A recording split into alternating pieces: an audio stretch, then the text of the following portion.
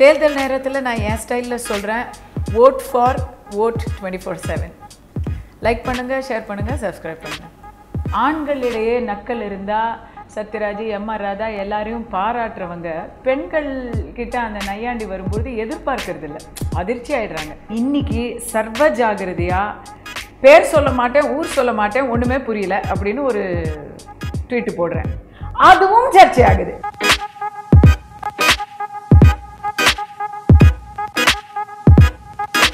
தடை வருதுன்னு சொன்னால் உடனே என்ன மைண்டில் வருதுன்னு தெரியல. எம்ஜிஆர் ரசிகர்கள் நீங்கள் அவர் என்னதான் செஞ்சாலும் நீங்கள் அதை சொல்லி காட்டலாமா மேடம் அப்படின்னு சொன்னாங்க. இன்னைக்கு நாம் சம உரிமையெல்லாம் கொடுக்கறதுக்கு முன்னாடி சாதாரண உரிமைகளை முதல்ல கொடுப்போம் அப்படின்னு தான் நான் சொல்கிறேன். எல்லாருமே கூப்பிட்டாங்க.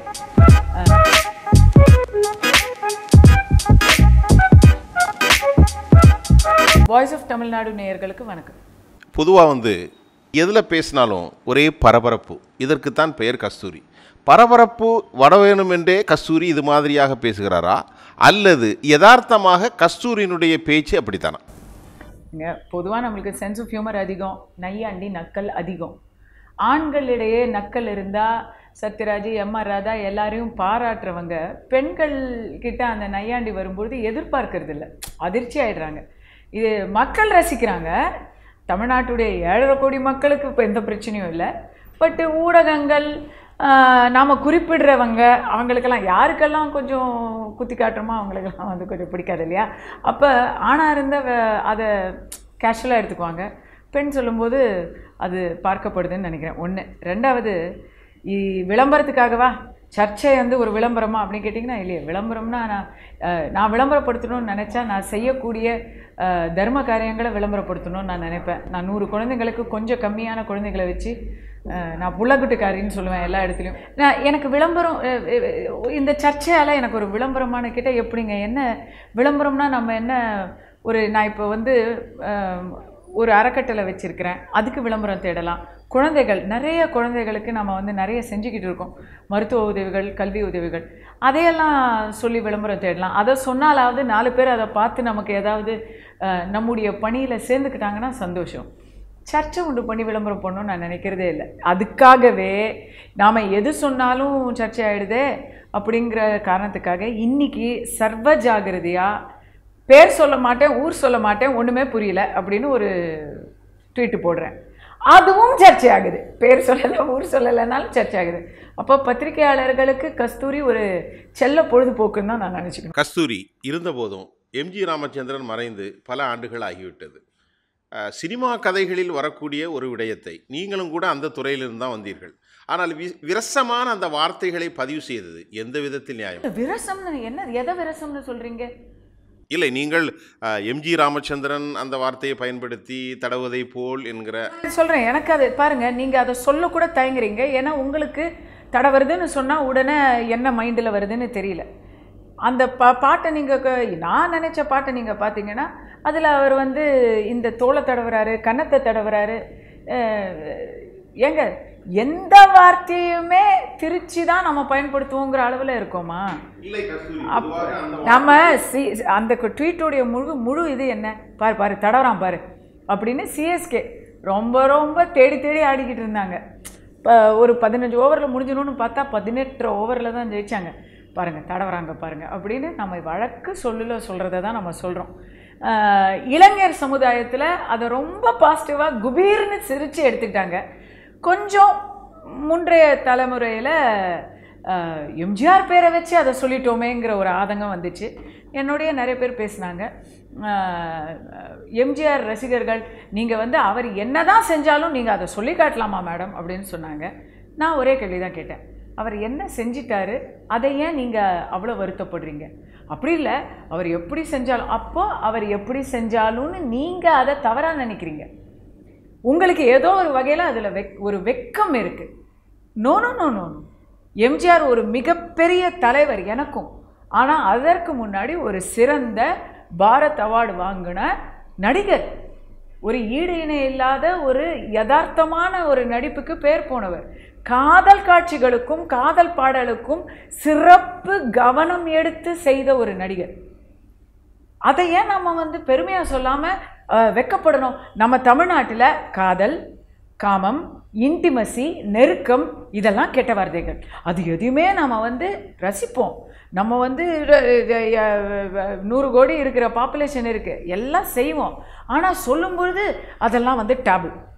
ஏன் அந்த பாசாங்க இருக்கணும்? நல்ல விஷயம் தானே. நீங்கள் இது வந்து குறிப்பாக பழைய தலைமுறையில் தான் நான் இந்த ரியாக்ஷனையும் பார்த்தேன். இளைஞர் தலைமுறையில் அவங்க சிஎஸ்கேவை பற்றி தான் பேசிக்கிட்டு இருந்தாங்க. என்னோட ஒத்த கருத்தில் இருந்தாங்க. ஜாலியாக இருந்துச்சு. கஸ்தூரி, நீங்கள் இது குறித்து லதாவிடம் பேசினதாக ஒரு தகவல் வந்தது. அவங்க என்ன சொன்னாங்க? அவங்கக்கிட்ட நான் கேட்டேன், மேடம் உங்கள் மனசை புண்படுத்தணுங்கிற மாதிரி எதுவுமே நான் போடலை. இது சிஎஸ்கே பற்றின ஒரு ட்வீட்டு. அந்த ஆட்டத்தை பற்றியும் குறிப்பாக எத்தனையோ படங்கள் சொல்லியிருக்கலாம், பொதுப்படையாக சொல்லியிருக்கலாம். ஒரு குறிப்பான பாடலை எடுத்து சொன்னதுக்கான காரணம் அந்த பாடலில் எந்த விரசமும் இல்லை. ஆமாம், அது எனக்கு தெரியுமே அப்படின்னாங்க. ஏன்னா அவங்க தான் அதில் இருக்காங்க. ஏன் மேடம் உங்களுக்கு அதில் ஏதாவது ஆபாசமாக தோணிச்சா? எனக்கு இல்லைம்மா, ஆனால் மக்களை நீ வந்து புரிஞ்சுக்கணும். அவ்வளோலாம் நம்ம வந்து விளக்கிக்கிட்டு இருக்க முடியாது. மக்களுடைய உணர்வுக்கு மதிப்பு கொடுக்கணும் அப்படின்னு அவங்க சொன்னாங்க.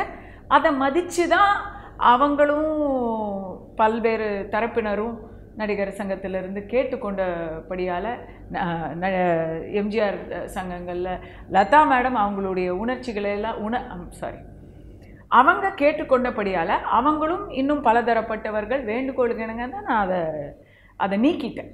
பொதுவாக வந்து சினிமா நடிகைகள் வந்து எதை பேசினாலும் சர்ச்சைகளாக இருக்கிறது, ரெட்ட அர்த்தம் இருக்கிறது.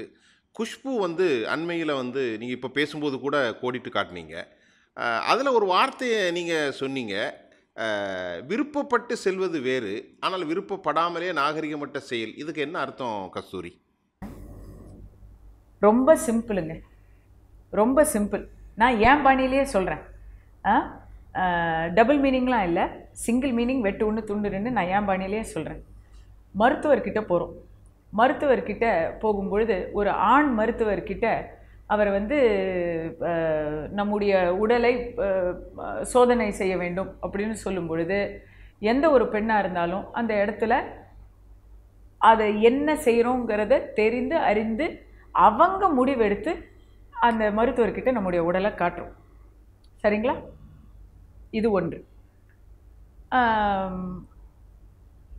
சினிமாவில் நடிக்கும் பொழுது ஒரு நெருக்கமான காட்சியில் நடிக்கும் பொழுது அந்த காட்சி சிறப்பாக வர வேண்டும், கதையின் போக்கோடு அழகாக அது வந்து கொண்டு செல்ல வேண்டும் அப்படிங்கிற ஒரு டெடிகேஷனோட, ஒரு அர்ப்பணிப்போடு நாங்கள் வந்து எங்களுடைய ஒரு உடலில் ஓரளவுக்கு அதை எக்ஸ்போஸ் பண்ணி காட்டுறோம். அது ஒரு வகை.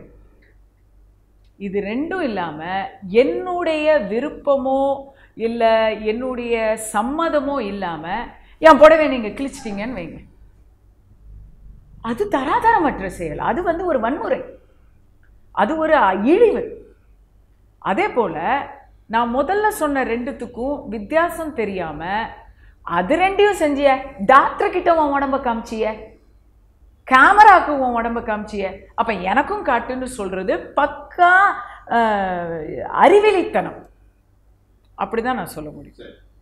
ஒரு பெண்ணுடைய விருப்பங்கிறது தமிழ்நாட்டில் அதுக்கு எந்த ஒரு மரியாதையுமே கொடுக்கறது இல்லை. ஏன் இந்த அளவுக்கு போகணும்? ஒரு பெண் தன்னுடைய உடலை தன்னுடைய உடலாக, ஏங்க இன்றைக்கி தமிழ்நாட்டில் ஹாயாக வெயில் அடிக்குது, கத்திரி வெயில் அடிக்க போகுது, நம்ம இப்போ பேசிக்கிட்டு இருக்கோம். அவங்க சூட்டு கோட்டு போட்டுக்கு தான் ஆஃபீஸ் போவாங்களா? வீட்டுக்கு வந்தது எல்லாத்தையும் கட்டி போட்டுட்டு ஹாயாக ஒரே ஒரு லுங்கியில் சுற்றிக்கிட்டு இருக்கிறது இல்லை. ஒரு பெண் அப்படி இருந்துட முடியுமா? குறைந்தபட்சம் இன்றைக்கி ஒரு நைட்டியில் இருக்கிறதே வந்து நம்ம ஒரு மிகப்பெரிய கலாச்சார கேடாக பார்த்துக்கிட்டு இருக்கோம். வீட்டுக்குள்ளே, வெளியில் தெருவில் இறங்கி வந்துட்டாங்கன்னா அதை நானும் வந்து நம்ம யாருமே ஒப்புத்துக்க மாட்டோம். பட் வீட்டுக்குள்ளேயே அவங்க ஒரு பெண்ணுக்கு எந்த விருப்பம் இன்றைக்கி அவங்க படிக்கணும்னு நினைக்கிறத படிச்சிட முடியுமா? எல்லாரையும் சொல்லலை. ஒரு மேல் வர்க்க பெண்களுக்கு எல்லா சுதந்திரமும் கிடச்சிருது. ஏன்னா அவங்களுக்கு பொருளாதார வகையில் எல்லா சுதந்திரமும் கிடச்சிருது. அவங்களுடைய அப்பா அம்மா நல்லா அவங்க ஆசைப்படி இருக்க விட்டுருவாங்க. ஆனால் ஒரு பெண்ணுக்கு படிக்கிறதுங்கிறது ஒரு போராட்டம். என்ன படிக்கலான்னு விருப்பப்படி செஞ்சிட முடியாது, யாரை காதலிக்கலான்னு விருப்பப்படி செஞ்சிட முடியாது. வெட்டி சாச்சிடுவோம் நாங்கள் தமிழகத்தில். அப்படியே காதலிச்சாலும் யாரை கல்யாணம் பண்ணலாங்கிறதுல பெற்றோர்களுடைய முடிவு வேணும். ஒருத்தங்க அதை வந்து அரசியலாகவே சொல்கிறாங்க, பெற்றோர்கள் முடிவு படி தான் வந்து கல்யாணம் பண்ணிக்கணும் அப்படிங்கிறத சட்டமாக்கணுமா? இது வந்து ஒரு பெண்ணுக்கு இது இப்படி. ஸோ கல்யாணம் பண்ண முடியாது. அப்படி கல்யாணம் பண்ணதுக்கப்புறம் குழந்தை பெற்றுக்கலாமான்னா குழந்தை பெற்றுக்கிறதும் அவள் கையில் இல்லை, வேண்டாம் அப்படின்னு தள்ளி போடுறதும் அவள் கையில் இல்லை. எல்லாத்துக்கும் மேலே குழந்தை பிறந்ததும் அந்த குழந்தை ஆணாக இருந்தாலும் பெண்ணாக இருந்தாலும் அதுடைய அந்த குழந்தை அடுத்த அந்த குழந்தையுடைய வாழ்க்கையும் பெண்ணாக பிறந்தால் அந்த குழந்தைக்கே அதோடைய வாழ்க்கை அதோடைய கையில் இல்லை.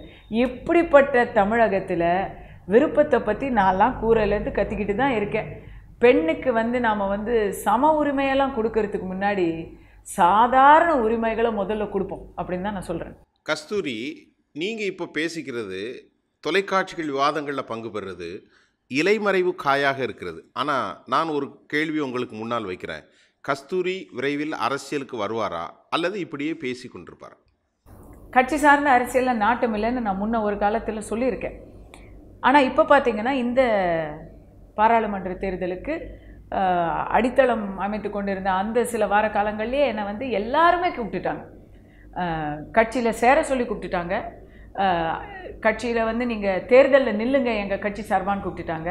இந்த ரெண்டும் இல்லைன்னா அட்லீஸ்ட் குறைந்தபட்சம் பிரச்சாரம் செய்யுங்க அப்படின்னு கூப்பிட்டுட்டாங்க. ஒரு கட்சி கூட பேலன்ஸ் கிடையாது, எல்லாருமே கூப்பிட்டுட்டாங்க.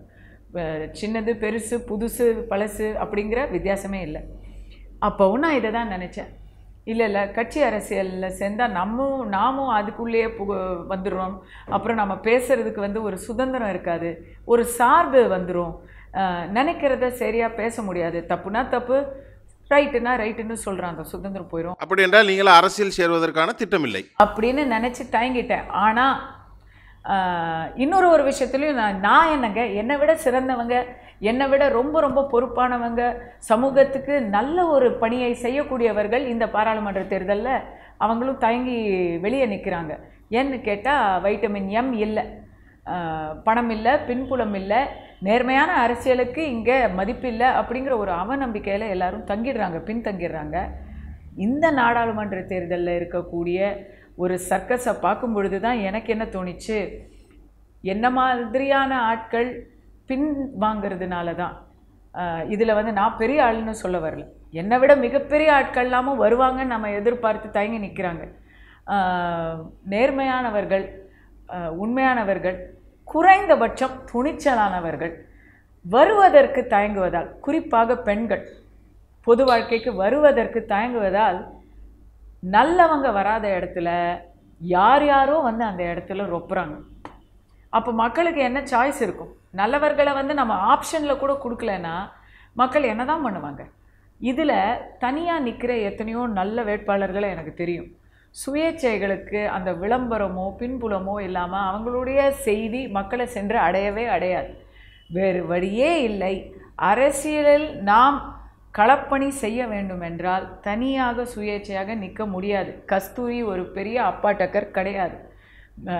ஏற்கனவே நிரூபித்திருக்கக்கூடிய ஒரு கட்சியில் சேர்ந்தால் மட்டும்தான் கள அரசியல் செய்ய முடியும். நான் எந்த கட்சியிலங்க சேர முடியும்? நான் அந்த மாதிரி ஒரு சரி, நான் எல்லாரையும் திட்டுறேங்கிறது இருக்கட்டும், என்கிட்ட குறைவாக திட்டு வாங்கினவங்க யார் அப்படின்னு நினச்சி தான் நான் யோசிக்கணும். ஆனால் எனக்கு எல்லா கட்சியிலையும் நண்பர்கள் இருக்காங்க. நான் எங்கே போனாலும் எனக்கான கதவு திறந்துதான் இருக்கு. ஆக 2016 இந்த பாராளுமன்ற தேர்தல் முடிந்த பிறகு நீங்கள் அரசியலில் நிச்சயமாக என்ட்ரு ஆவீங்க. 2019 இது தேர்தல் முடிந்த பிறகு நாடாளுமன்றத்தில் நீங்கள் கண்டிப்பாக, இந்த நாடாளுமன்ற தேர்தல் முடிந்த பின்பு சட்டசபை தேர்தலில் நீங்கள் கண்டிப்பாக போட்டியிடுவீர்கள் என்று நான் ஒரு கேள்வி வைத்தால் என்ன சொல்வீர்கள்? அதற்கான முயற்சிகளை எடுக்க வேண்டும் என்று தான் நான் இப்போ யோசிச்சிருக்கேன். உடனே எந்த கட்சின்னு கேட்காதீங்க, தெரியல.